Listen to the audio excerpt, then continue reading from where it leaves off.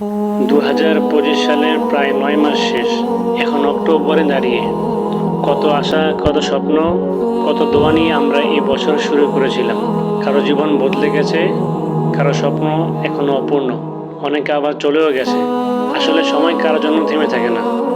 দিনগুলো চলে যায় নদীর স্রোতের মতো, কিন্তু এই 9 মাসে আমরা আল্লাহর কতটা কাছে গিয়েছি, কতটা ভালো কাজ জমা করতে পেরেছি।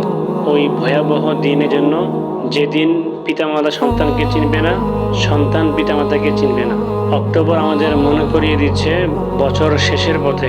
তাই তো মির্জা গালিব বলেছিলেন, জীবন কত বিচিত্র, সন্ধ্যা কাটে না অথচ দিব্যি বছর কেটে যাচ্ছে।